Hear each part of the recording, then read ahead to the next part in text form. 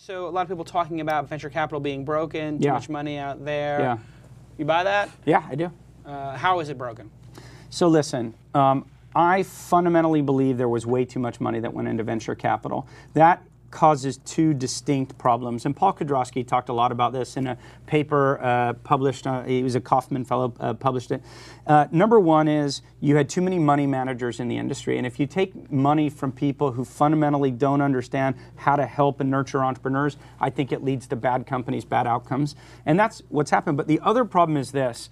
I like to say that having less funding in the market is actually better for entrepreneurs, and I don't think it's just self-serving for me to say that. Here's the problem. Even though it is, yes. So.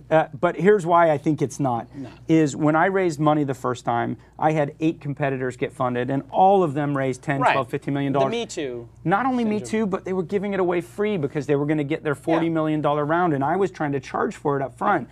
And so when I have a $2,000 a month price point, it distorted the market. It does distort the market. For a long time, sometimes. For a long time, and what it means is that great innovators and entrepreneurs don't build as healthy a company. And I think that with less capital, we'll build healthier companies. And more discipline, less capital. So yes, I agree to a certain extent.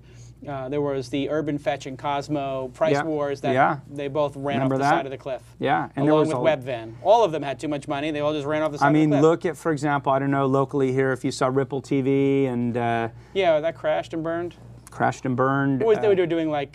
so they were putting up TV screens and Coffee Bean and Tea Leaf and similar things. And what that hasn't worked for anybody. No, except in China. So except in China, right. There was Focus Media that had a $6 billion market cap. So guess what? All the money pours in saying, well, worked in China, right? And so there was this big war where they had all raised $25 million with no revenue. Right. And we were getting offered, oh, my friend, have I got a deal for you? Only 40 or 50 million pre-money. Well, hang on a second, you got sub 1 million in revenue, not Ripple, but just the industry in general. And that whole industry is just blown through probably $100 million and not a single success to show for it.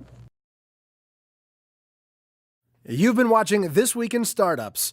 To watch the full episode, click here. To check out some other shows from This Week In, click here.